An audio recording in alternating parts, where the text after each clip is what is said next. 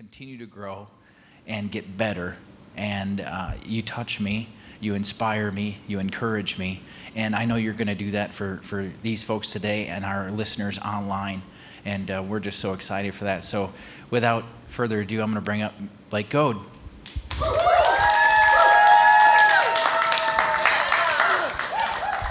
Thank you. Well, I appreciate it. I say this every time, but that was the best introduction I've had all day. A lot of you gotta get that later. But yes, it was my birthday, so thank you, Josh. I know I'm starting to get gray hairs and look like Josh, so it's good, If you guys don't know, we love to have fun here at G5. How many know it's important in leadership to have fun? Right? We can have as much fun as we want, right? Because how many know the more you have fun, the more stuff gets done, right? Oh, that was good. At least I got one that's right out of that. That was good. Of course, I have to start. I always love having fun. I gotta tell a joke. Y'all like jokes? Yeah. I don't remember what I was gonna say. That was great. I love jokes. So this guy had a pet duck, and this is the weirdest thing I've ever heard. He had a pet duck, and he took it to the hospital and to the vet, wherever you take a pet duck. I have no idea where you take a pet duck. And he takes it and says, "Hey doc, the duck's dead. It didn't want to swim. It didn't want to do anything. It's not quacking. It's not doing nothing. It just lays there all day." He goes, "I think he's dead." He goes, "Huh, that's weird. Okay, let me look at him." So the doc looks at him for a minute and tries to figure out what's going on. And he goes, "That's weird." But he goes, "I have two things I can do real quick and see if it works." So he points at the nurse, and the nurse opens the door. And this cat comes running in and jumps up on the table and sniffs around and starts, licking and doing whatever the cat does. And the cat looks up and shakes his head and runs off. The doc goes, "Yeah, man, I'm sorry, your duck's dead. I'm sorry, bro." And he goes, "Well, is there anything else you can do?" And he goes, "Well, there's one more thing I think I can do." And he goes, "Okay." And he waves at the nurse, and the nurse opens the door, and this dog comes running in and sniffs around and does what the dog does and looks up at the dog and goes, "Yeah, the duck's dead. Sorry." He goes, "Dude, I'm sorry, your duck's gone." He goes, "Okay, so thank you for checking him." He goes, "That'll be $1,200. He goes, $1,200? For what? You didn't do anything." And he goes, "Well, we had a CAT scan and a lab report done, so we needed you to..." we got to cover the costs, right? That was good. So, if y'all use that later on in anywhere, just make sure you give me the credit. Can you do that for me? And if it goes horribly, just give Josh the credit, okay? Just, But I'm excited. So last month, I started talking about self-leadership. Self-leadership. And if you have not seen it, I encourage you to go back and watch it. And I'm going to have you just give brief coverage of what I talked about last month, just really quick, because this kind of ties into what I'm talking about today. But I want to encourage you to go back. If you haven't watched last month's, please go back and watch last month's. It's really good. But I started talking about self-leadership. And how many know in life, one of the biggest things you can do in life is lead yourself well. Lead yourself well. And I love this, but how many of you know there's one person in life that has been involved in every decision you've ever made? And come to find out, it's yourself. Every bad decision, every good decision, everything you've done in your life, you've been involved in the decision, right? And one of the first things that I covered last month, and point number one is I only covered one point last month, but the point is I will not lie to myself. And how many of you know one of the biggest things you can do is be honest with yourself first? Honest with yourself first. And I love this quote. It simply says, self-leadership requires brutal honesty with yourself. Brutal honesty. Even though it may make you feel bad about yourself. And how do you know some of the greatest things you can do in life are often the times that you need to just tell yourself the truth to get through a situation. And I always love, how many of you ever gone to a store or you're walking and you know what you're on, and you act like you don't know what you want, but going in, you know what you want. You already have sold yourself on what you're going to buy. Like, I'll have to admit, us dudes, we go in and look at TVs or new phones or whatever. We already sold ourselves on the big flat screen TV with the cool sound system. We've sold it. How many know that sometimes the greatest sales opportunities happen when the salesperson doesn't even say anything? And how many of you know when we lead ourselves, we've already sold ourselves on the decision we're going to make? And how many of you know sometimes that decision probably wasn't the greatest decision in the world? So the greatest thing you can do, and I covered it last month, so I encourage you to go listen, is that you have to be honest with yourself when making decisions. Be brutally honest. So I'm going to jump into this month. Can we do that? Woo! That was fun. Y'all will be excited a little bit. It's exciting. So number two is I will prioritize what I value most instead of what I want right now. And it was funny. I was listening to a friend of ours a while back. He was talking, and he was talking about how he took this test, and it was called the funeral test. The funeral test. And, he was telling me about how what he found out is, the test makes you realize what you value most in your life. And you're saying, Blake, why would we take like a funeral test? Why would it be, we're dead. Why are we taking, so here's what I found out. When you take the test, you found out, here's what I want to encourage you. I want to encourage you all to do this when you have a spare moment. Write down in a piece of paper what you would want said about yourself when you die. Or what you want your friends to say, or your father and mother to say, or your brother, your sister, your cousins, your nephew, your best friends. What would you think they would say about yourself when you're gone? And here's what the test will find out. The test finds out at the end of the test what you value most in life. And you're saying, Blake, that's so depressing. Why would I do that to myself? Here's what I think is depressing, is getting at the end of your life and not knowing what your true purpose in life was, and so realizing it was just out of reach.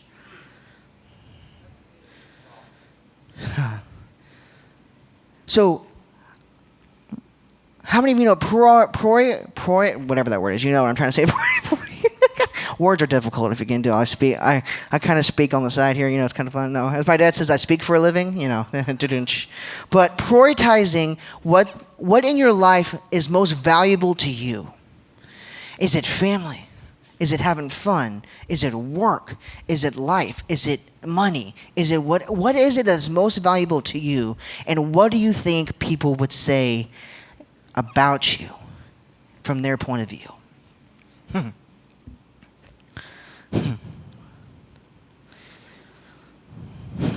Sorry, how many of you know it's so important to have people in your life that value what you value?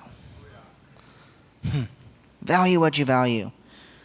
But I want to encourage you not to become, this is so good and I love this, not to become the not goal setters. And you're saying, Blake, what is a not goal setter? A not goal setter is, well, I'm not that person, so I'm never going to be able to do that. Well, I'm not going to get that. Well, I'm never going to get there. Well, I'm never not going to achieve this. Well, I'm not going to be able to do this. How many of you know that is self-defeating behaviors right there? So my dad wrote a book. It's called How to Stop Self-Defeating Behaviors. So I want to encourage you is to change your verbiage. One of the greatest things in self-leadership is how you talk to yourself. What you say to yourself will determine how the rest of your day goes.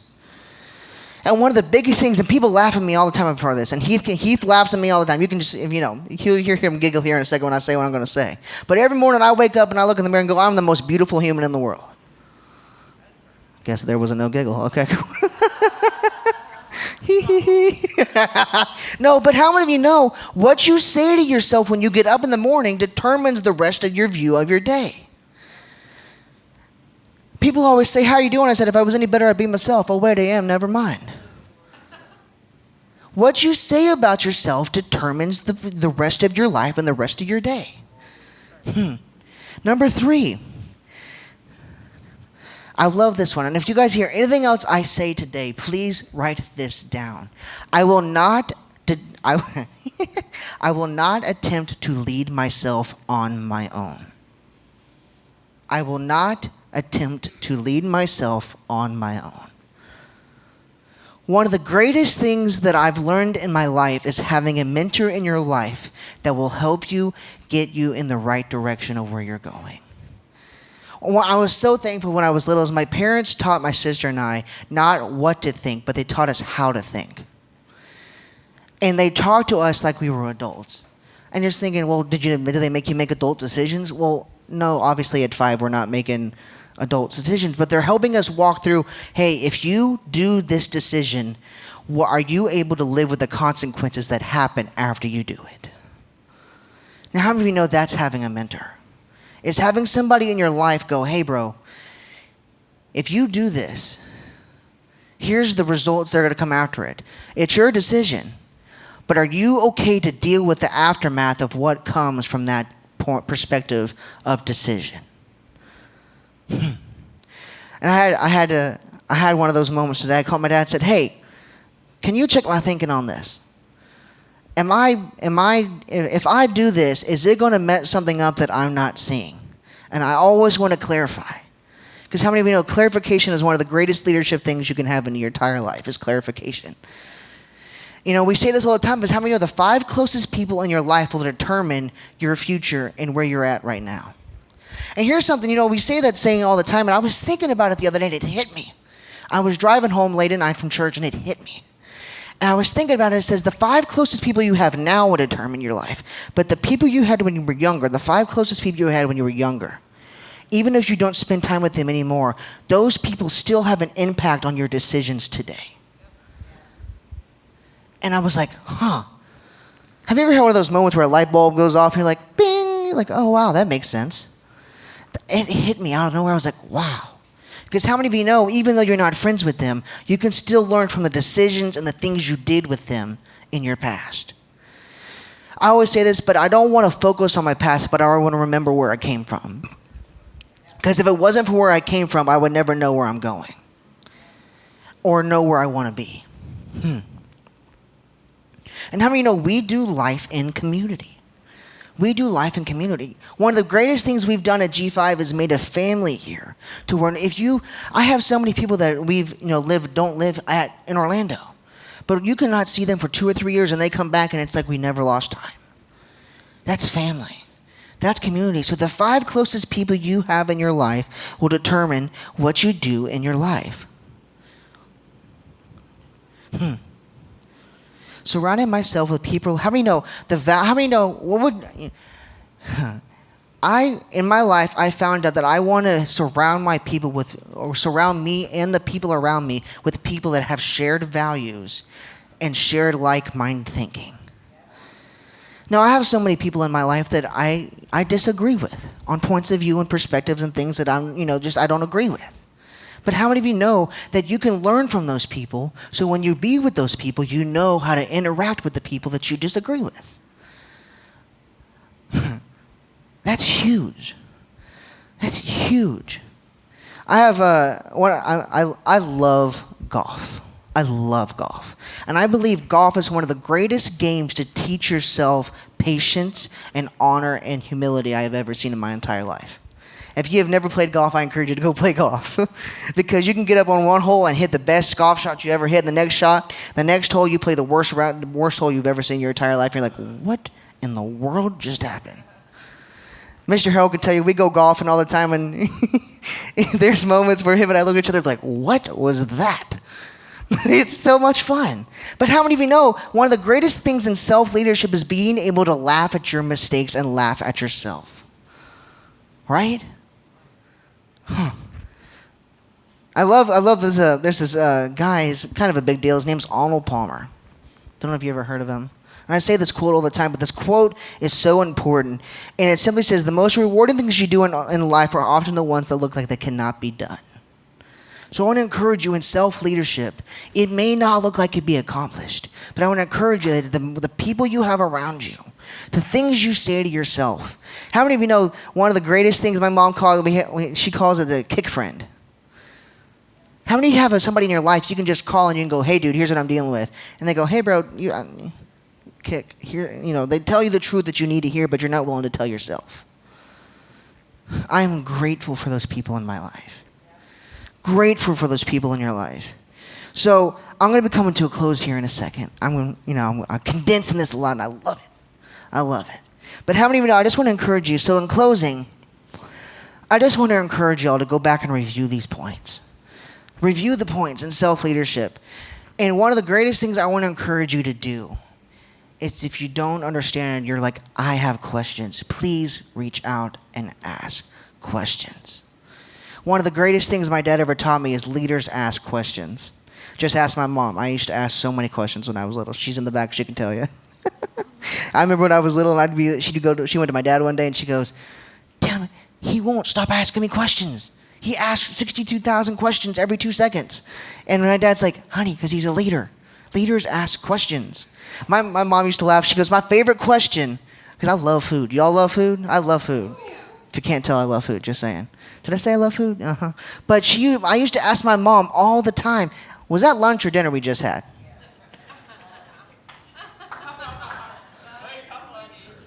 And see, a lot of you don't know is I'm dyslexic, so sometimes I get things swapped around, and I was like, "So do I get 2 dinners or do I get lunch?" I was confused. I was like, "What's going on here?" But how many of you know you gotta love questions? Love questions. So I want to bring up the man who, to this day, is still helping me self-lead myself. There's just so fun. It's yeah. If it wasn't, I make this joke all the time, and I hadn't made it in a while, but if it wasn't for this man, I would not be here today. A lot of you will catch that later. I would not have had a 26th birthday, just saying. But I want to just thank this guy so much, because life would be a whole lot different if it wasn't for him in my life. So I love him so much. So would you please help me welcome my amazing father, Mr. Tim Goad. Yeah, thank you. Blake Goad in the house. I'm sitting back there going, "Oh no, I gotta follow that." So that's good. It's good to have you all today. I'm gonna get started in just a second. Will you please welcome one of my dearest friends in the world, Edward, Arthur. I'm trying to get him to change the name of his company to Arthur Edward. I just like that. Sounds good. Doesn't that sound like rich? Yeah, so it's good. $10 million, buddy. We're going to do it. So I'm fired up about that. You guys got to meet Josh, and Josh is amazing. And he's going to build a $100 million company, and I'm fired up about that. So I love it. My wife is here, who I love and admire. We've been married 31 years, and it's a privilege. It's so good to have you guys. Miguel, so good to see you and your friends. I'm a little nervous now, man. These guys look like they know something's going on, you know what I mean? I love it. It's good to see you, man. It's good to have all of you. Thank you. We have a friend here. She was from Texas. She lives in Reunion now, so welcome. Seth is up there doing the most amazing job in the world, so thank you. I love leadership. I've studied leadership for a lot of years.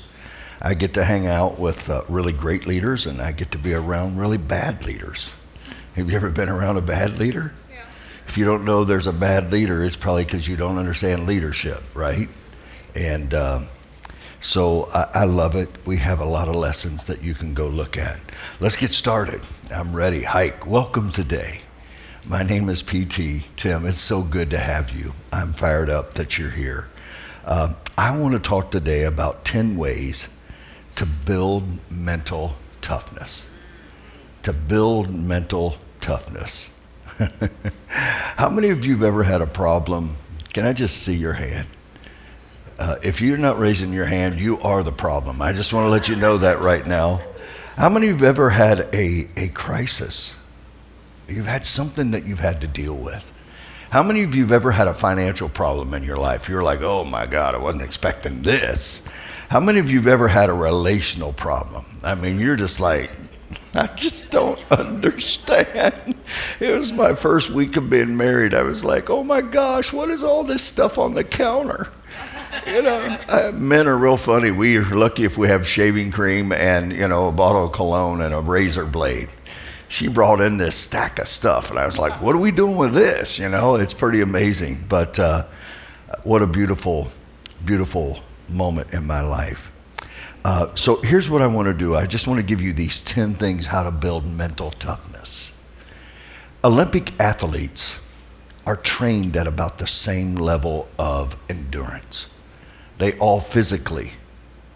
What separates them is their ability to handle, manage, and deal with, and leverage pain. Matter of fact, you can be injured and go to a doctor, and they will ask you. You can ask a doctor, "How long will it take me to recover?" And he will tell you 3 months, a year, 2 years, or never. It's according how much you're willing to endure and leverage pain. Pain. There's not a football player that doesn't play every Sunday that does not play with pain and through pain. Right now, you probably look at the pain in your life and you want to curse it. And honestly, it is the fuel in your life that will lead you to greatness, that other people will turn from and go back to a comfortable place. Pain. Think about the value of pain. I have friends of mine that actually have a disease that they can cut themselves and they don't know they cut themselves. They can't feel pain. My wife and I write a lot of books on relationships, marriage, and family, and I don't really mind when couples come in and they're fuming mad and they're angry and I can't understand, I can't get along. What really bothers me is when they come in and sit down and go, I don't feel anything. I'm numb. It bothers me when you're leading and training people when they have no passion, they have no fire, they have no desire, they have no hunger. They don't have anything in their life that right now is making them uncomfortable enough that they move. People change when they hurt enough and when they receive enough. So in your life right now, if I were to help you make 5 positive changes, what would it be? 5 positive changes. What are the 5 things that you think you know that you don't really know that you need to know in order to help you get from where you are to where you need to be?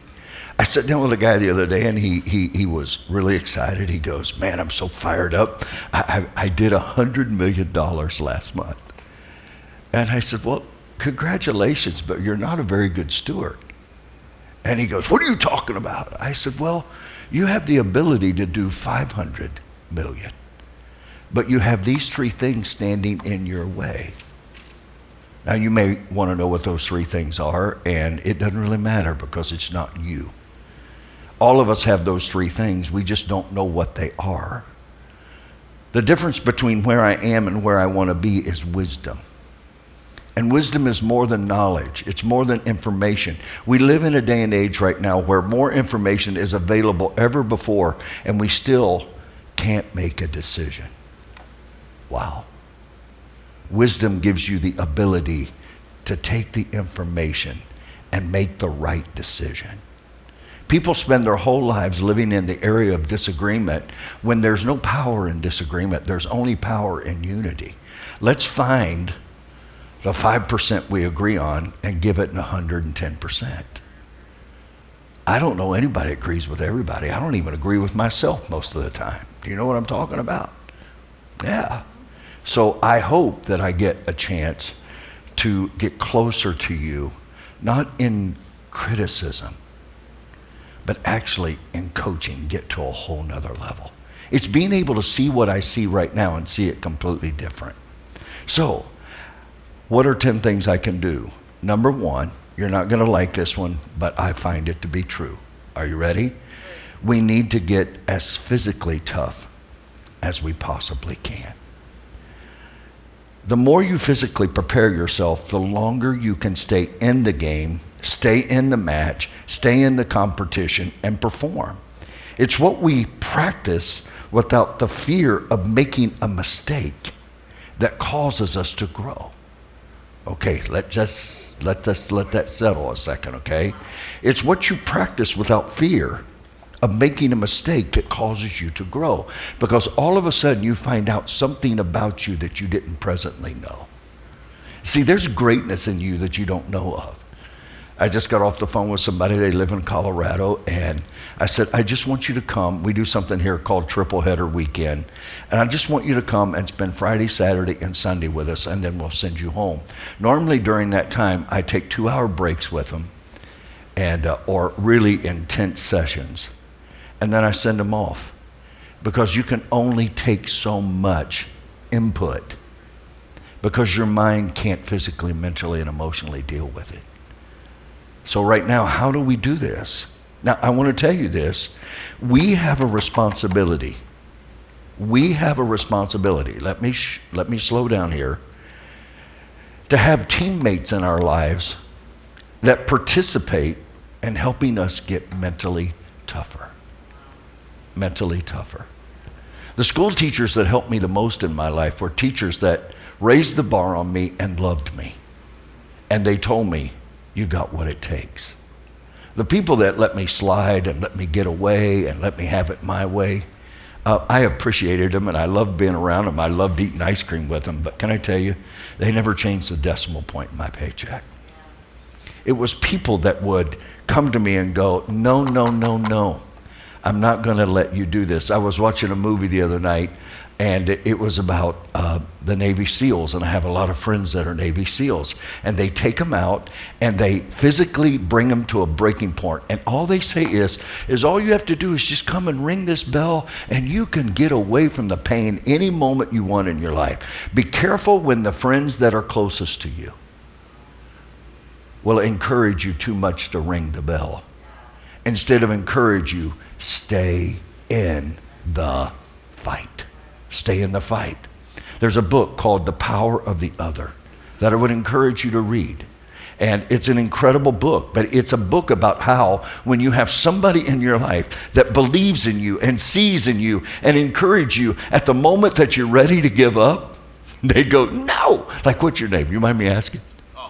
Mike. They're like, Mike, I know you're exhausted. I know you're tired. I know you don't want to do this, but I'm going to ask you for one more.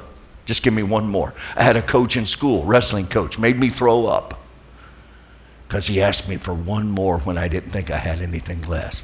Now, listen, I did one more and I threw up. But how many of you know I just built my capacity? Well, see, according to your mindset, you either think that was punishment or you thought that was development. And we live in a world right now where anytime it gets tough, we think it's punishment, but it's actually moving me. Now, as you might imagine, we need balance in that, but it's the power of the other. So here's what I want to tell you. When your teammate is taking shortcuts, not working hard, when they're not following directions, when they're unteachable, it is your responsibility. I said it, it's out. It's your responsibility to go to them and go, hey, I don't think we're going to get where we need to be if we live our life at that level. The longest distance between any two given points is a shortcut. And even if you get there with a shortcut, you will not develop the mental toughness to stay in the blessing you just got. Okay, I'll take questions at the end if you are writing those down. So the second thing I want to do is, honestly, I want to challenge you regularly. Please write that down. Challenge you regularly. And challenge your body to get outside of your comfort zone. I want to encourage you to get outside of your mental zones. I want to encourage you to get outside of your spiritual zones. We make the most growth when the things around us are the most toughest. I don't want to offend you. Don't get mad. You don't have to run. I know some of you are not people of faith, but I have people all the time come to me because I'm a pastor and go, will you just pray that this goes away? And I go, well, you got to give me a moment. Because I got to make sure that the pressure that's in your life right now was not put there to help you rise above it. Because all of us know that honestly, even when you're born, you get pushed through a canal. And when you get pushed through that canal, it causes you to have strength that you would normally not have. Isn't it amazing how pain is such a deliverer of greatness? Wow. So I just want to encourage you, nothing happens good inside of a comfort zone. Number 3, we need to feed the positive wolf in our lives.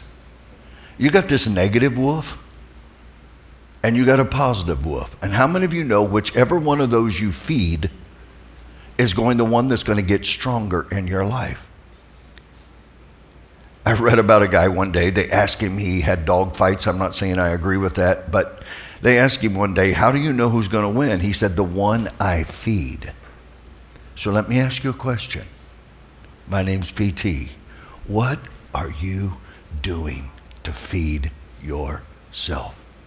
I started something here called the G5 Locker Room. It's for men. And the reason I started it is I found out that boys grow into men in the presence of other men. The little boy sits down and the man stands up in the presence. If you take underperformers and put them in a room with high performers, and they get to observe them, they get to watch them, they get to hang with them. If you take an average sales guy and put him in a room or put him in a car with somebody that's a high achiever, it changes everything. If there's hunger and desire for there to be a change.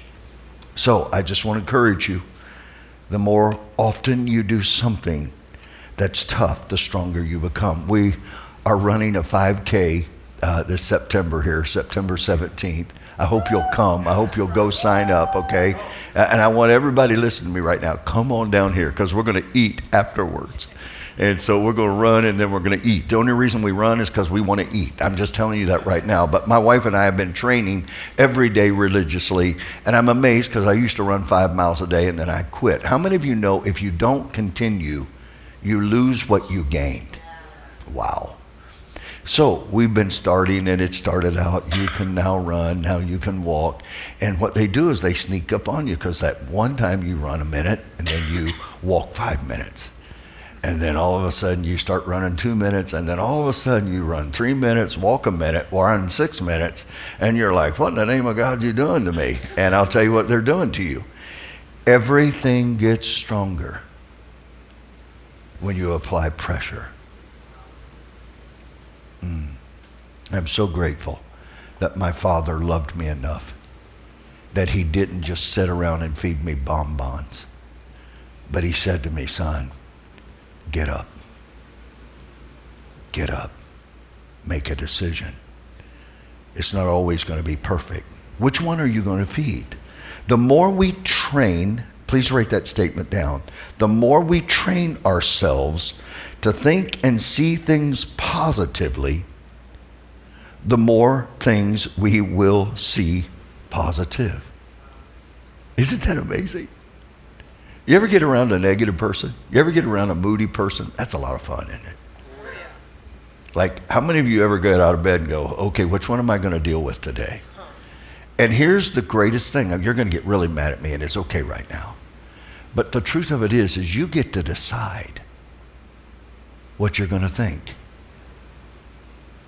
And so we'll move on in that. So I can tell you, the more things we see in a positive light, the more things become positive in our life. Wow.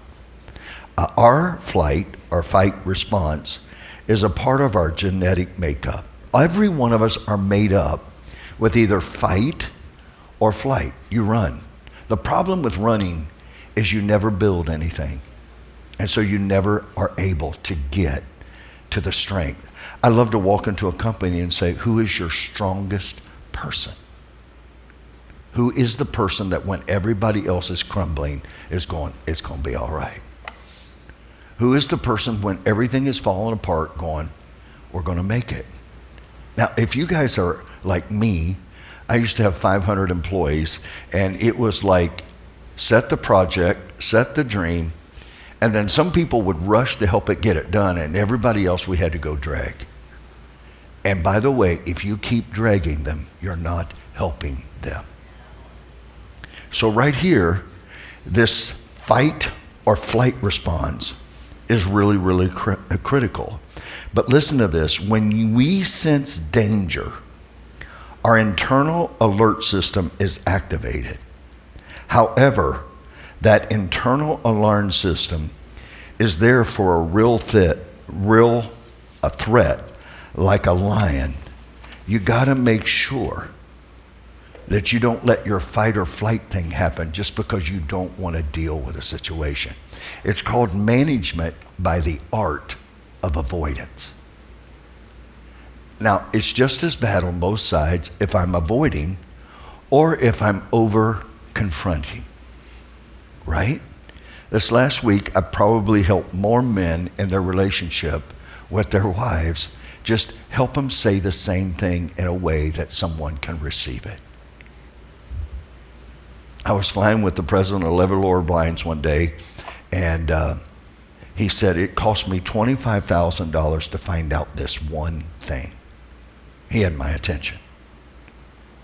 How many of you know if it costs $25,000, most people think that's a car. He spent it on education. And by the way, if you think education is expensive, just try ignorance. $25,000 to learn this one thing. Are you ready? People don't like to be wrong. You got to stinking be kidding me. I could have done that for $10,000. You know what I'm talking about? But anyhow, he paid $15,000 too much. But, you know, that's what happens. So here's what I want to challenge you on this point, and then I'm moving on. Positive self-talk needs to be done consistently and effectively. Now, I'm spiritual. I'm a pastor, so you know I'm going to go here, right? It's why I think we should be saying, I can do all things. I can make it. Greater is he. So you got to find out, where's your positivity coming from? I don't think it's going to come from our ability, because the question we'll talk about later is, where are you going to get your strength? But anyhow, here's what I can tell you. If you wait till stressful and challenging situations to then go, oh, I better feed the positive wolf inside of me, it's too late. It's what you're doing right now. And by the way, leaders, boy, I wished I had an hour to talk to you about this right now. You can be in somebody's presence for about 5 minutes and you can tell what they're feeding. You just can't. And I would tell you this, if there were 20 people in a room and 4 were positive, if I had to take on something, I would take the 4. Because if not, the others will drag everybody else down. There's nothing like casting a vision, setting a goal, and then somebody standing up and go, yeah, but how are we going to do that? Well, I don't know. But we're just going to do it. Now, some of you, that drives you crazy because you got to have a plan. In the military, they'll tell you 2 kinds of people. We want to get this to the top of the hill. One person will go, I'll see you there. And another person goes, but tell me exactly how to do it. There are some of you right now in your life, you're battling yourself because honestly, every day of your life, you look at the same situation that other people look at and you battle negative thinking. They don't like me. I'm not good enough. I don't want to fail. It's all going to go wrong. And others look at you and go, I'm going to tell you right now, there's more opportunity you can imagine in this. It's going to be tough, but we ain't weak. When it's too tough for everybody else, it's just right for us. And by the way, those 2 people make each other sick. And if you're married to one of them, God help you. Because some people are just wired to be negative. Can you change it? Yes. Is it painful? Beyond human explanation. So, if you wait, the negative wolf is always going to take over. Are we okay? Number 4. You got number 4? Number 4. The greatest thing you can do in your life right now is change the definitions and the vocabulary of what you're facing. I used to call things a problem. I now say it's a challenge. Right? It's such a different mentality. It's why I wrote the book, Vocabulary of a Leader. I noticed that when I got around leaders, when I got around high salespeople, when I got around high recruiters, when I got around people that were very entrepreneurial, they just talked very differently. In Vocabulary of a Leader, I talk about 10 things that makes all the difference in the world. Walking from room to room, you can hear it. You can just hear it. So here's one of the things that they say is, I'm excited about yesterday, but I'm really fired up about tomorrow. Walt Disney would walk in a room and say, a dream begins with just 2 words, just imagine. Who are you? Now see, all this, I haven't said anything so far today that you don't already know. The challenge is not knowing. The challenge is doing. And as one leader told me today, I said, I'm so sorry to be so redundant. And they said to me, no, thank you. I needed to hear it. Because as leaders, we got so much going on that sometimes I just need a second to get refocused. So how many of you would agree with me that words and phrases are powerful? Yes. Would you agree? Oh, yeah. And I just got to tell you, I wrote a book on attitude. It's called Boom, and it's the science of enthusiasm. And one of the biggest things I had to learn in my life was this. My attitude and my words are a choice. It's a choice. So I just want to help people get better at this. And so there's such a difference between saying this is difficult and this is too hard. Just that little verbiage difference changes everything. Immediately, do you know what happens to you? It sends a message to your internal alert system that says you're either going to be in joy or you are about to suffer. I don't know about you. I don't really care that much about suffering. But I did find out that pain is inevitable, but suffering is optional. Are you with me? That's a big statement. So here's what I want you to know. Instead of saying this is too hard, say this is going to be challenging. It's going to take some real gut strength. By the way, leaders, don't ever try to paint a challenge that's hard as if it's going to be easy. You will lose all moral authority with people. Don't ever try to say to somebody, this is going to be easy when it's going to be hard. I mean, I am forever grateful for the military. We just celebrated 4th of July. I am amazed how they take these young men and women and say, there's a really great chance you're going to lose your life, but you're doing it for the grace and the greatness of a nation. I've been to a lot of military funerals.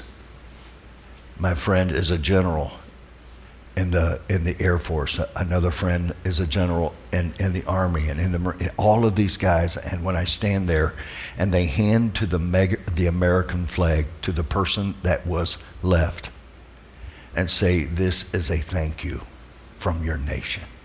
Wow. Can I ask you a question? Are you the kind of leader that can inspire people not to only do the easy things, but to do the difficult things where they're going to put skin in the game and they're probably going to have to deny themselves and do something they wouldn't normally do? Look, men, women, if we're going to do 1 million, if we're going to do 10 million, if we're going to do 100 million, if we're going to set a standard, by the way, my dream for you, it doesn't have to be your dream, but my dream is they will write books about your company because of your culture, because of the aggressive nature, because of the service that you give, because of the attitude, because of the development that your company does. If you're making people smaller, I don't think you're doing the right thing. I think we should be enlarging people. So this phrase that just says this is going to be challenging alters the perspective of the situation. Right? If you know there's a shot you're going to make it, I move from, oh, I don't want to do it, to, oh, I can grow and I'm going to get better. It's Sir Edwin Hillary looking at Mount Everest and saying, after he lost a man on a climb, climbing back down, him turning around and looking at it and saying, mountain, you are as big as you will ever be, but I'm still growing. I'll be back. How do you have your best week, your best day, your best month, your best year? But not only in finances. How do you do it in your relationships? How do you do it in the things that really matter most? That's the critical question. Number 5, we understand the power of a developed mind, the psychology of a made-up mind. If I sit down with you right now and ask you, how much is your mind made up about what you're going to do? A made-up mind will eventually and almost immediately bring solutions instead of looking at problems. There's a ton of research out here right now that shows how we move our body affects our moves and our self-confidence. When you're in a bad mood, smile big and often. It is challenging to be angry or grumpy when you're smiling. My wife and I have been married 31 years, and I wished I could tell you we've never had a heated discussion. We see the world very differently and very much the same. But sometimes when we're in the middle of this heated situation, I will just look at her and I will smile, and she'll go, "Don't do it." And then we start laughing. And then when we start laughing, how many of you know the tension dissipates and what was about to destroy us actually starts building us? Because we just see it differently, right? Now, as a leader, there was a time in my life I had to have it my way. Boy, I got that beat out of me. Matter of fact, when I sit down with leaders and I'm getting ready to do something, I ask them, tell me how you see this being done. Sometimes it's faster to let somebody see how it should be done in their brain than for you to sit down and tell them, no, I want you to do it this way. Okay, I'm just going to leave that alone because that saves energy, and when you save energy, you make more money in less time. Can I say, yeah? Yeah, I like that a lot. Okay, so here's what happens. When you're tired, when you say to yourself, I am exhausted, I don't know if I got anything left in me, I would just encourage you to sit up, move, talk faster, and talk a little bit louder. I'm fired up.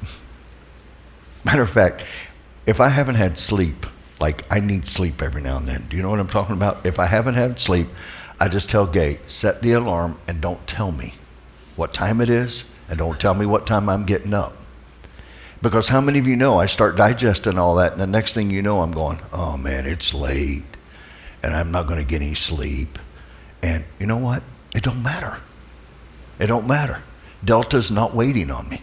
American is not waiting on me. I got this arrangement worked out with them. If you're ready to leave and I'm not ready to go, you can leave without me. And they like that a lot, okay? So here's what I can tell you. Please write this down because it's really important for you to know. Small physical changes can improve your mental toughness. So I just want to encourage you to get this power of a made-up mind. A made-up mind. Number 6, have people in your life that you admire, that you want your life to become in some way what their life is. It's called having a hero.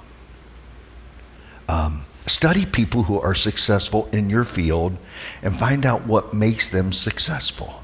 What are their habits? What are their disciplines? What are their mindsets? What is it that they do that makes them successful? Listen. Please write that down. Listen. Learn to listen. One of the greatest challenges you're going to have as a leader, especially as you grow, and as you get smarter and as you get more and more money, I just want to tell you, you're going to start to think you know it all. And I'm telling you, it's what you've learned after you've learned it all that's going to give you the edge, that's going to cause you to rise above anybody else. So when you start modeling people, adopt their behaviors and their habits. See, I used to get in trouble in school because I would copy people. Maybe you never did that. But I was one of those people so busy, so running, so everything that all of a sudden the test would come and I would be cramming. And so I would just take the really smart people and go, hey, can you help a drowning man over here?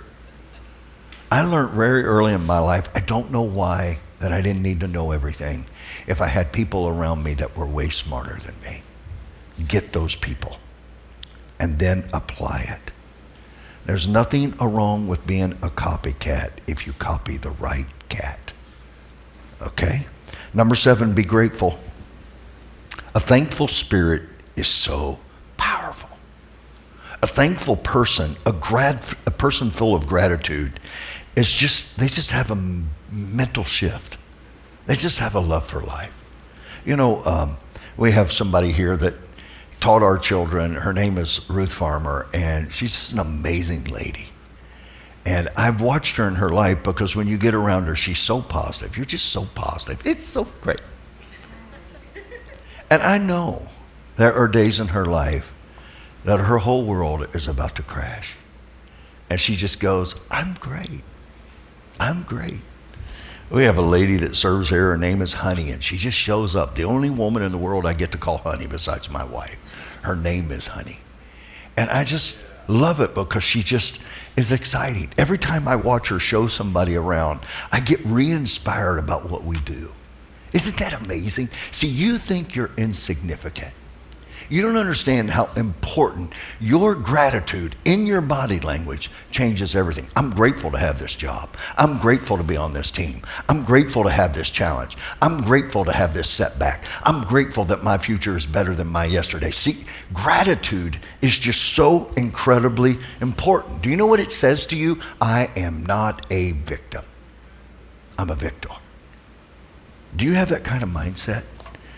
A mindset of gratitude puts you in a very productive state of mind. I'm grateful. I'm grateful. Tim, you must be so exhausted. Your phone rings off the hinges with people with problems. Oh, yeah.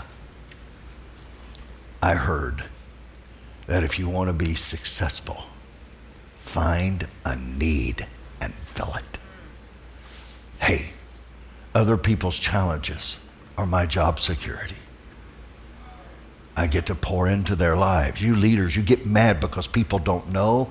It's your job to make sure they know. So let's get on this train and move. So here's what I can tell you. When you get in your car and you start to ride to work every day, you ought to just start thinking, I am so grateful. I'm grateful to live in a free country. I'm grateful to have a family. I'm grateful for loved ones. I'm grateful for the opportunity to grow and stretch and get better. Hey, watch this. When the student is ready, the teacher will appear. Well, who needs a teacher? I need lots of teachers. I was talking to a group of men the other night, and I said, I just want to let you know I have so many relationships in my life that make me better. I got financial people. I've got doctors. I've got all these people that just make me better. And so I would encourage you, having this idea that I am grateful for the ideal to work out, to run. Every day I get a chance to run, I'm mindful of the people that can't. I'm grateful. See, can I tell you, I'm not trying to make anybody feel guilty. I can't believe every day of our lives we throw away the gift and we don't take advantage of it. Let's just start accessing the greatness in us. Number 8, I'm about to come to a close, so hey, rock and roll, stay with me. Surround yourself with people bring out the best in you. Boy, that's what I want G5 to be. That's what we want to be. That's what G5 leadership is. That's what the locker rooms are. It's what girl talk is that my wife does. It's what young adults is. It's what youth is here. We just want to get people in environment. And by the way, you're not going to like what I'm about to say, but I've got to say it. After all the years of dealing with leaders and leadership, and not only training leaders, but training leaders that are leaders of leaders, here's what I've discovered. You don't grow and get your best through information. You grow through environment. It's why I will stay in your face over and over and over. Please get planted in the environment. If you don't, it won't take. So just make sure you do this. Successful coaches tell us that we are the sum of 5 people that we spend most of our time with. I think that's true. I watch people who have really great habits, who have a great future, get around people that have no dreams and no goals. I'm just telling you, I believe one of the greatest travesties in life is this, that I have greatness in me and I'm with somebody that doesn't see it. And they shrink me instead of grow me. Let's don't be those people. Let's be mentally tough enough that we surround ourselves with people that are faster than us, bigger than us, stronger than us, beyond where we are. And by the way, don't ever think because somebody has money, they're ahead of you. Money is not the expression of wisdom or growth. It's just a different thing. So, choose to spend your time with people who are trying to be better. I ask you to take your company and turn it into people that want to be better. Our first behavior here at G5, we have values and we have behaviors. Our first behavior is make it better. Now, let me tell you what that didn't say. I get my way.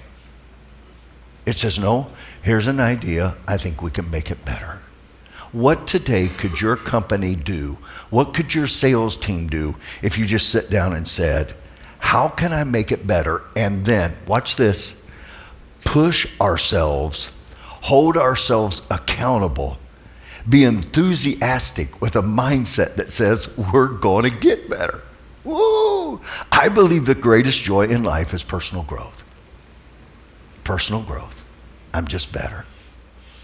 Can I ask you a question? Will you go on a journey with me for the next 12 months to just get better? Just get better. It's not because we know everything. It's because we do even what we don't understand. Wow. I want to encourage you to do that. So I can also tell you the opposite of true, that if I'm with really great people, my enthusiasm grows. The truth is if I'm with a bunch of deadheads, know nothing, do nothing, know-it-alls, I'm going to turn out to be that. Number 9, learn to grow and be inspired. Read, watch, listen. By the fact that you're here today blows me away.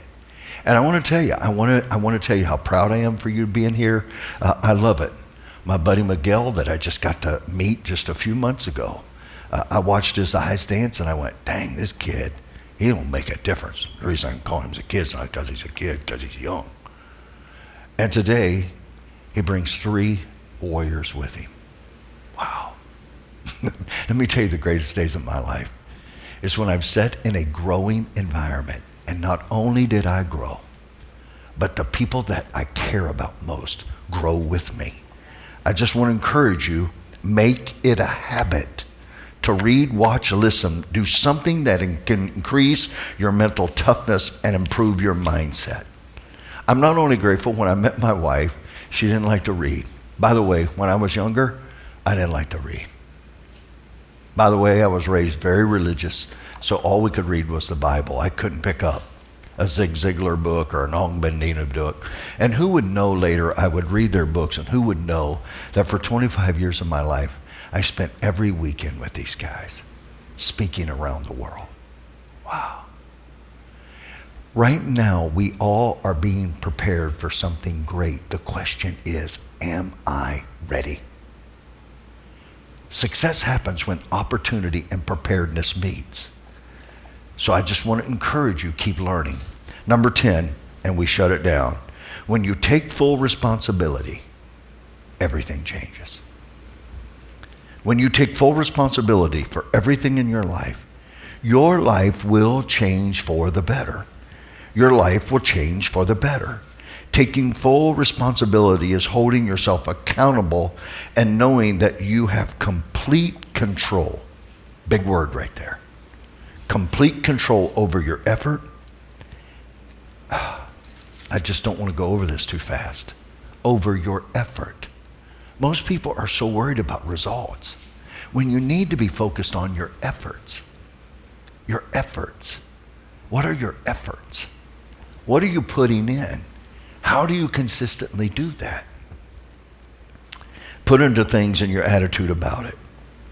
It's not make excuses or blaming others for what is not going well in your life. Here's what I just want to encourage us to say, leaders. I'm responsible for me. I'm responsible for me. Now, I just jotted down just a few things just to get you thinking. and then we're gonna close here. I'm responsible for my dream. What is your dream? Do you have a dream? Is it really clear? Some of you are really great at dreaming. Some of you are not good at it. The power of a dream is so amazing to me. And I gotta tell you, some of you, when you were little kids, you dreamed, you imagined, you played games. And now you're dead. You've got to keep your dream alive. If you don't keep dreaming, the world's going to become dull and numb and boring. Dreams create challenges. I get that. So let me go through these really quick. Dreams, you gotta set goals. You got to take action. That's the other one. Nobody can be responsible for your taking action. Another one is I've got to make a plan. What is your plan? Who is helping you with your plans? I wished I had moments and moments and moments with you to just ask you, because my son said it earlier, clarity and simplicity are your friends. Wow. The next one is lead. Nobody can step in and take responsibility for your leadership. You have to do it. Your discipline is another thing. Your attitude, your heart. Oh my goodness. Have you taken responsibility for your heart? It's so critical. Your heart. It's out of the abundance of the heart that words come out of my mouth. It gives me ability to care for people enough to sell, to help people make the right decision, to help people understand this is how I feel about this. You should feel about this. The last one is growth. I just want you to keep growing. I want you to become so mentally tough that your challenges just bow in front of you. Uh-oh. I can't stop her. As no matter what I throw in front of her, she just rises above it. I can't stop him. I can't stop that team. I can't stop that mission because they have such mental toughness. I don't think there's any greater pain in life than being with somebody who can't take anything. And when it gets tough, they want to run. My wife used to work for muscular dystrophy, and man, those precious parents that have a child. And it's not uncommon, I'm sad to say, that a lot of men, when they find out, will just leave. It's too much. Look, I know God gives grace, but I want to ask you right now, what is the challenge that's in front of you? Where do you need to grow? How can we help you reach your greatest week, your greatest month, your greatest year? How can we help you do that right now? How can we help you step into the person that you were created to be? How can we help you let go of the regrets of yesterday, because I learned from them? I extracted something so great from that regret. That regret in a relationship, that regret in a business decision I made, that regret, whatever that is, I learned from it. If you don't learn from your regrets, you wasted it. Don't waste the experience that just costs so much to learn. So this is our moment. This is our time. Let's get mentally tough and go change the world. Charge. All right, boom. Okay.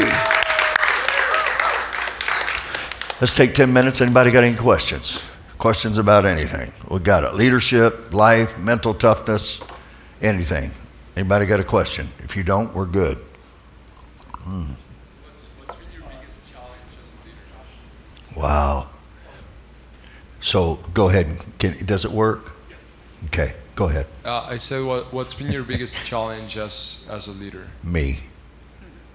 I'm telling you, I am my biggest challenge. Because I believe, I don't believe. I reach, I don't believe. Some days I'm hot. I've got fire in me.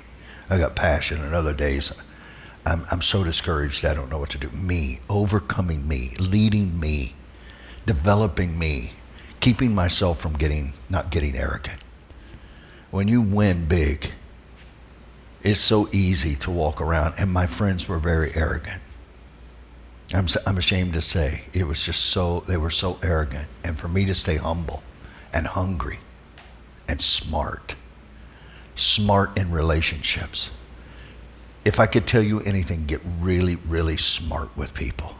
Loving people, listening to people, caring for people, finding out their dreams. But I gotta grow, because normally I'm the lid on everything in my life. And right now, I'm so outside of my comfort zone right now, I can't even tell you in my life. And I'm bold enough to ask you to join me. Join me. And so that's been challenging. Other than that, oh my gosh, there are so many challenges. Leadership is challenging. That's why most people don't lead. It's so challenging, especially during tough times. So yeah, thank you for asking. What a great question. Anybody else got a question? Junior, you back there? Oh, right here. What's your name? Jeffrey. Jeffrey, so good to have you today. It's a pleasure to be here. Just to following up with what Miguel just asked you about leadership and your challenges, I think everybody faced that challenge, like against you, like, you know, it's all the things that we have to face, you know, and overcome your old person to get to your new person and your goals. So how you stay, like how you keep yourself accountable, how you keep fighting, and when you fail, when you know that you have to be doing things, you know what you have to be doing, but you're still not doing it. How you keep yourself like accountable again and keep fighting and keep going? Great question, Jeffrey. How do I stay motivated? I work on 3 things really, really hard in my life. Matter of fact, I'm going to set up a session just where we talk about them. Number 1, I work on identity. Who I am determines what I do. If I believe what they said about me, you're stupid. Look, you're looking at a guy that failed spelling test in the 4th grade. I had dyslexia. They didn't know anything about it. And the teacher took me up in front of the class and said, "Why did you fail this?" So I became really, really good identity, because I said, "You'll never do that to me again." Okay? If I'm not careful, I'm still that little boy. Oh, I could cry because I have so many giants that are still dealing with the voices of yesterday and their identity. Stand up. Get tough. Don't let them put you down. The second area of my life is honestly is in discipline. Let me tell you, a bad day in your life, leader, is the day that somebody else has to set the standard. And if you're a leader, if you're saying to people to do what you're not willing to do, if you're a father, it's over. I'm going to set the pace. The third thing I work on really, really hard is mindset. I'm so dogmatic on it. I read stuff that most people would never read. I read stuff that I don't agree with. I talk to people that most people wouldn't talk to. I learn. It's one of the ways I've learned how to love people. If you meet me, I probably will walk up and grab you and go, "I love you." And if you're a man, I'll hit you, and because men, honestly, we bond by smacking each other around. And women go, "You guys are nuts." I don't know why that is. That's how we show affection. Women, you know what you do? "You want to go to the bathroom?" I don't think men have ever said, "Hey, I'm going to the bathroom, you want to go with me?" At least not that I know of, okay? So anyhow, that's what I work on. And it's complicated. So let me give you an example of that. It's okay if I break it down? If I'm not doing what I know I should be doing, I'm not afraid to ask the question, why am I not doing that? If I walk in a room and I feel the need to power up, I'm not afraid to ask myself, why am I doing that? If I'm arrogant, I'm not afraid. If I treat somebody wrong, I'm not afraid to look inside and go, why did you do that? I find out the greatest leaders in all the world are continually asking, why did I do that? And how can I change it?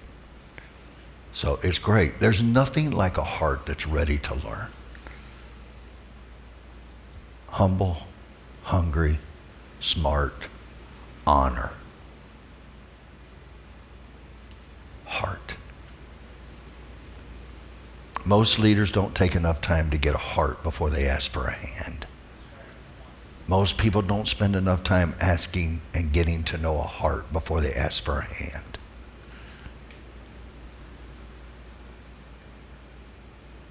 Now, you got to understand, most of the guys that come to me are making $80 to $100 million. They're doing that a year. And I don't really take very many guys in under that. But can I tell you? But they want to get to $1 billion. You cannot believe how differently you have to think between those two sections. Let me tell you a little secret. Simpler, clearer. Simpler, clearer. All that noise that's inside of you right now, we got to tell it to be quiet. And that's what I do for guys. I'm going like, get that noise out. So I watch people. I watch body languages. I watch what they do. I watch what they do in relationships. And I go, okay. Now, that was way drawn out. Junior, don't ask me a tough question today, please.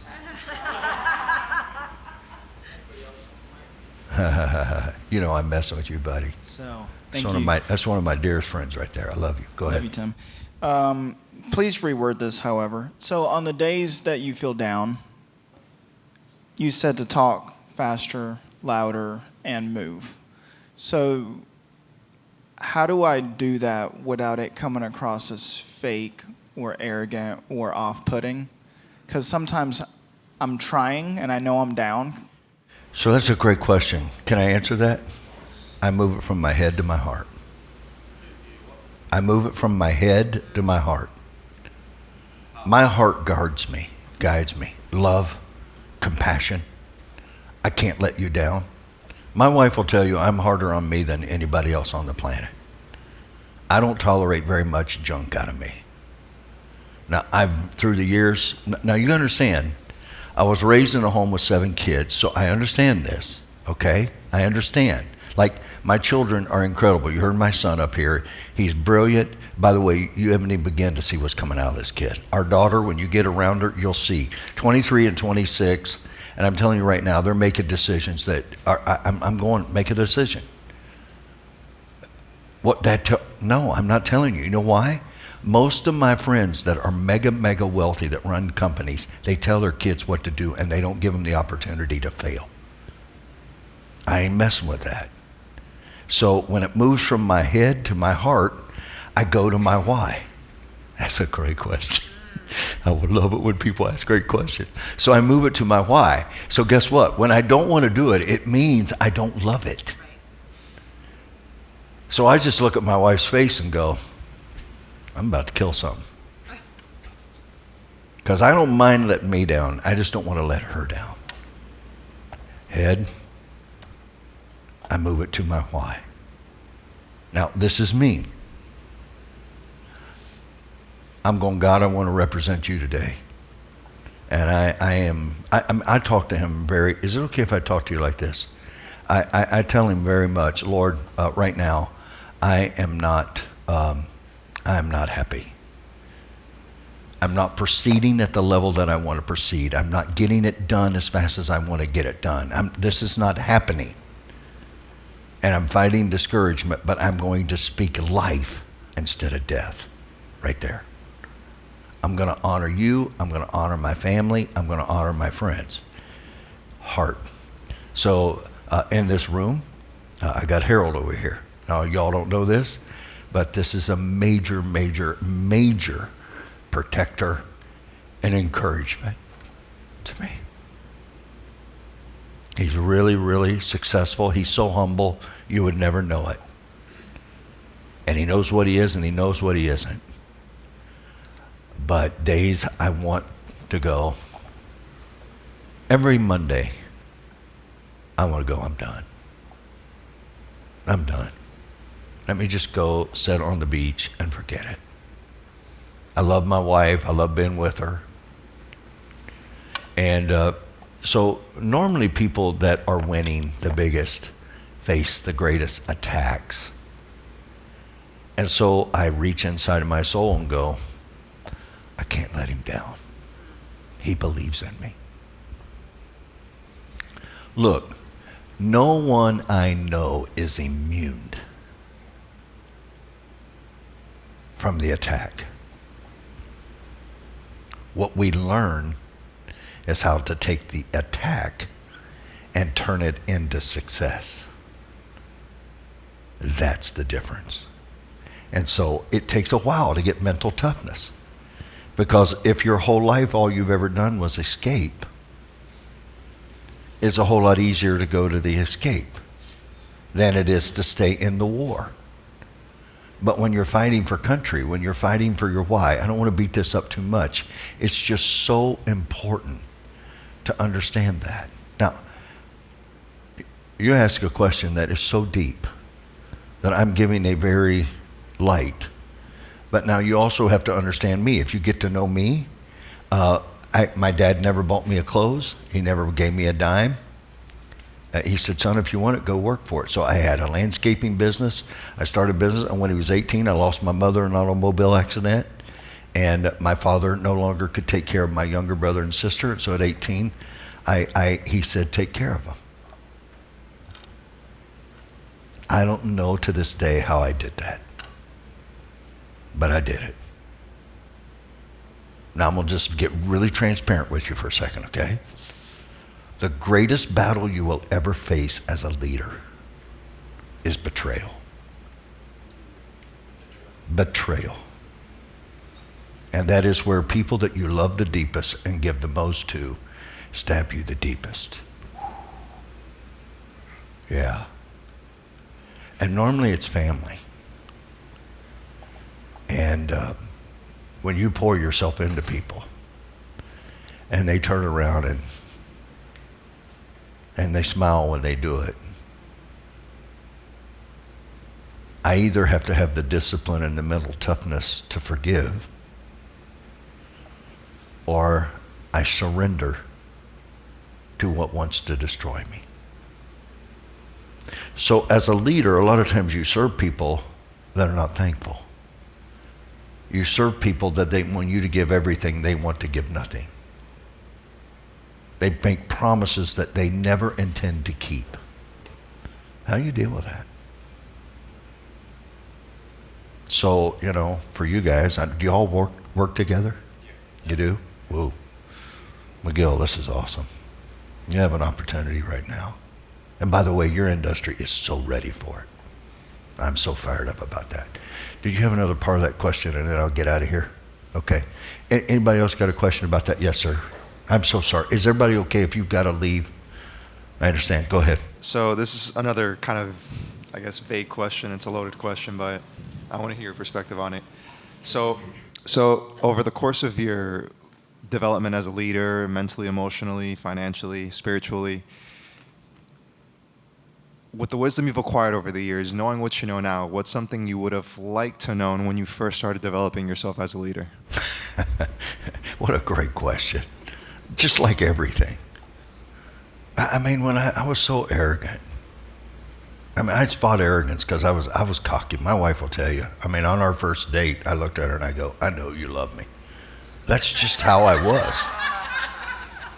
That's just how I was. I was young. Good God. I overcame this and did this. I came out of a little country road in poverty, and all of a sudden I'm giving away $300 million a year. I knew it was God, but it was still like, hey, he's rushing it through me. Now, I've never talked to you all openly like this, but you ask a question. That's why I'm telling you my greatest battle is me. Because whatever I've done is paled compared to what he wants to do. But I got to decrease so he can increase. And so I got to get me out. And so I watch people. They're inflexible. They know it all. They have to have their way. And I'm going, dun, dun, dun, dun, dun. And I'm going, you're done. You're done. When I walk in a room and my relationship with you, like she owns a salon and I go there, she does other things and she gives us space. I go around and I get to hug everybody. And I just stopped today. How old is that little girl at the front? 17. 17. And I just get to ask her about her. That's the joy of my life. Because when you can help somebody see their greatness, now you've arrived. I don't think you're great as long as you still walk in environments and you're going, I got to be the man and I got to prove myself. And, you know, I'm in leadership all the time where my flesh wants to take over. I want to power up. I want to go, I don't have to tolerate this.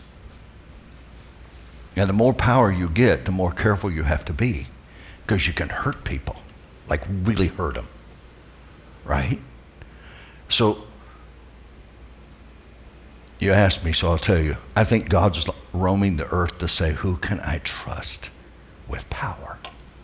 Like, I watch people even learn how to read the Bible and get real spiritual, and they learn how to use Scripture to hurt people.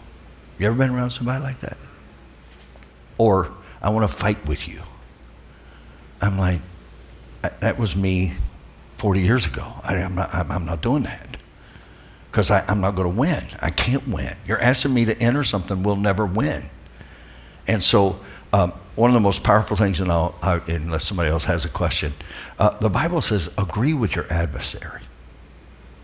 Now, just because I agree with you doesn't mean you're right. It just means I'm not going to fight you. You got to choose your battles because you only get so much energy. How old are you? You're 28. So right now you're full of vinegar, dude. You're ready to kill somebody, right? And so I tell everybody the secret of my life has been low IQ and high energy. And I still have a lot of energy. My wife will tell you I got a lot of energy. But can I tell you? I'm having to learn. Wisdom wins the war. And so now I want to conserve energy. That's why this mental toughness. Because when you're not mentally tough, you are weak. And you can't stay in it. And you can't stay fresh. One of my dearest friends, he's a board member, he was in the Vietnam War, he was a former Marine, and he showed me a picture of a sniper who hadn't had sleep in 3 days. And he's sitting there, and he gets a thing in his ear that the enemy is in distance for him to hit him. They show the pictures of him coming out of that to full awareness and focus and hitting his target. Mental toughness. It's not the days you get up when everything feels good and everything's working together and money's flowing and yeah. It's the days when you get up and everything is falling apart and everything you touch looks like it's crumbling and you go. And you just keep walking. And you just keep walking. So that's what I'm looking for in companies. That's what I'm looking for in leaders. That's why I admire, we have campuses, we call them family rooms out across the country. I just admire them because they're dealing with life. They're dealing with family. They're dealing with finances. And yet they stand up and host people every week of their life in their pain. So I hope I answered your question. Did that answer your question? One last question. I'm out of here. Yes, sir. Mike, do you have a question too? I do, but it's Okay, go ahead, Mike, and then we'll do her. So, how you separate from being too being less too friendly to your people, then to have that separate from a leader so they can respect you to not be that as a too much friend. I don't know if you. Yeah, so, military leaders don't eat with their troops, but they let their troops eat before they do. Simon Sinek wrote a book about leaders that eat last. That's a Marine. So what he's saying is that as a leader, you take care of other people's needs, stay close enough to them that they can help you.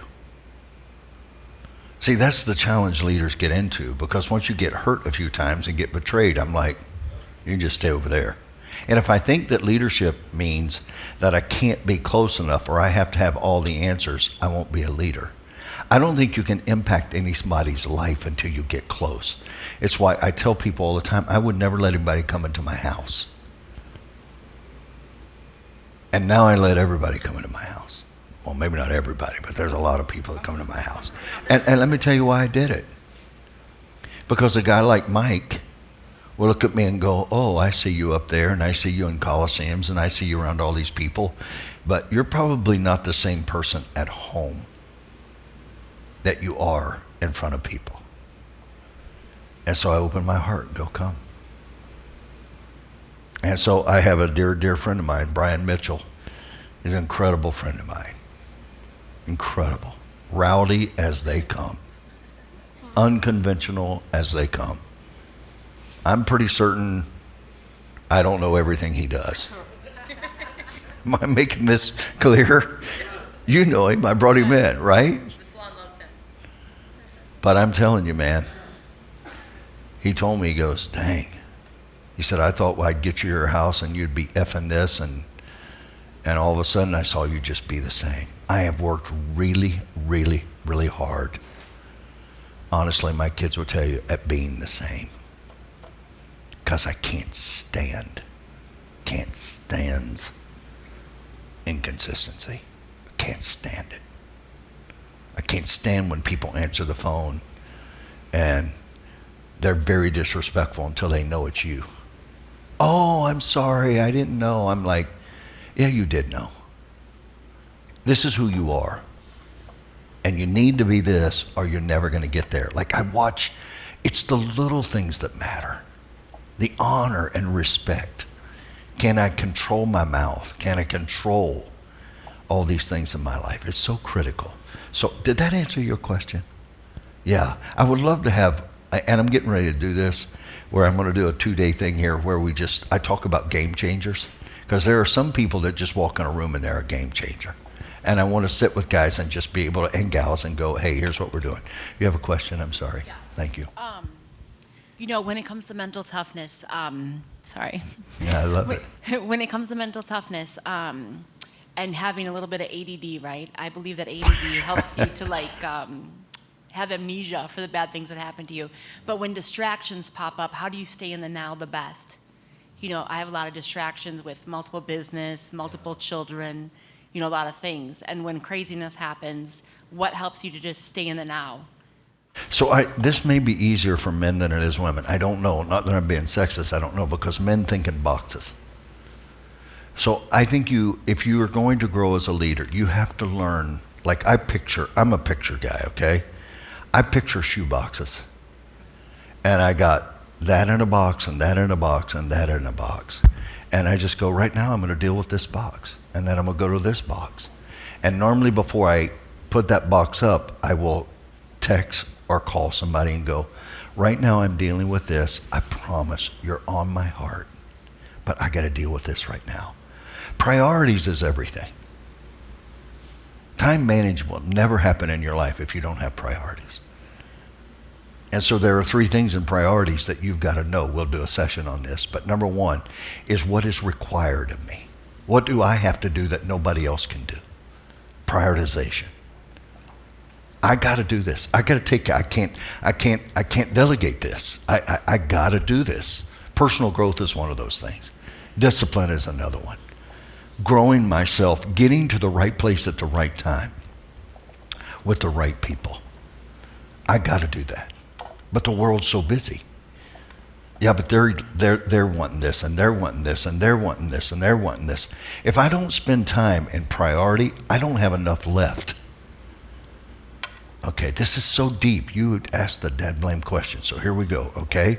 So like 15 minutes before I get home, I shut everything down.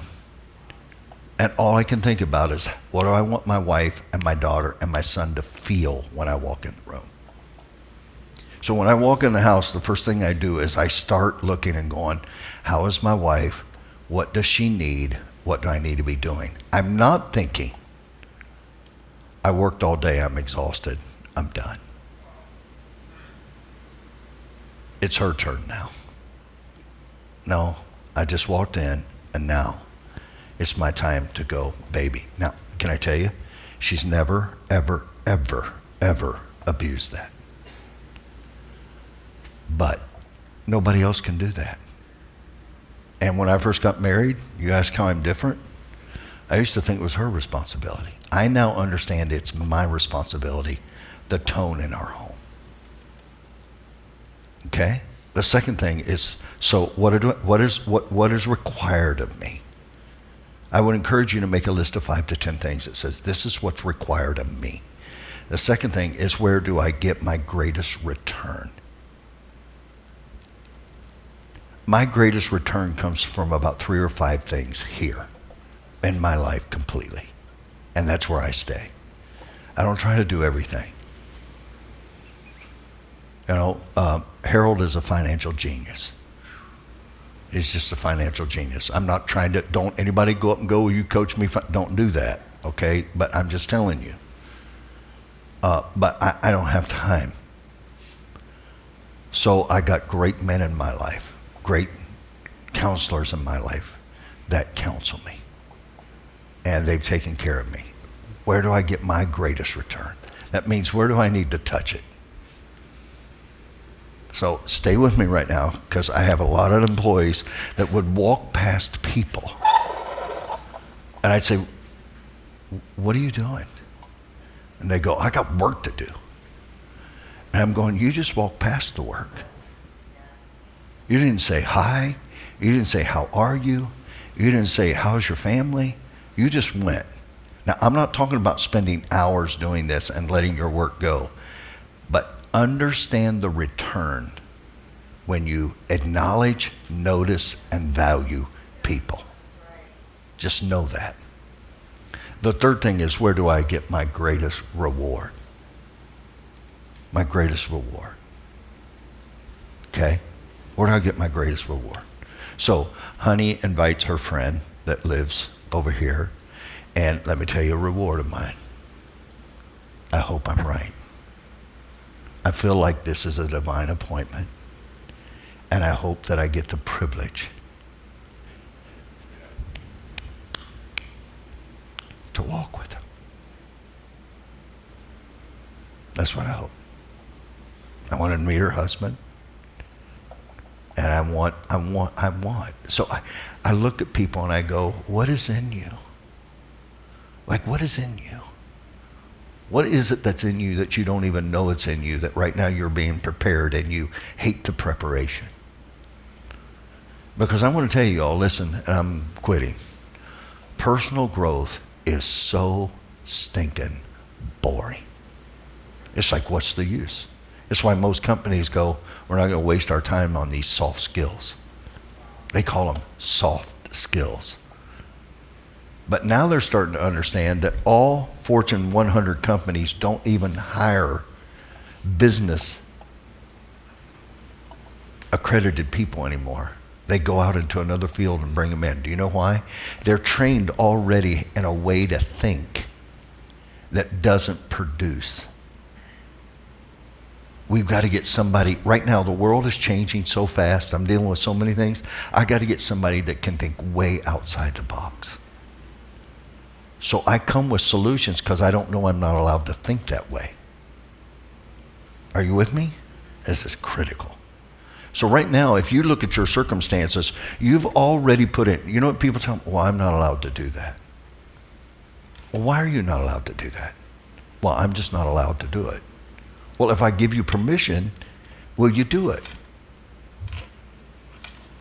And you will never get the greatest return or reward doing in the way we've always done it. It won't happen because it's already wore out. Now, that doesn't mean I'm going to be rebellious. It doesn't mean that we don't have set values and set behaviors. It just means I got to work with people the way they are. So what is the greatest reward? So I got to know. I got to get to know Heidi. I got to go, Heidi, what is it that matters most to you? What is the one thing in her life that she's more concerned about than any other thing? By the way, that's a great sales technique. But most people are so busy getting into their sales pitch and getting into their closing statements that they forget to say, what matters to you? What do you value? What do you care about? Why would this be important to you? It's really, really critical. Okay, one last question. I'm sorry, I keep saying one last question. 4:48, we got to go. All right, do it. Is the greatest return and the greatest reward, are they always different things? Yeah, because normally the return is almost always monetarily. The reward is, I don't know, tell you how great I feel. This filled something in me that I can't even tell you. Money could not pay what this reward did for me.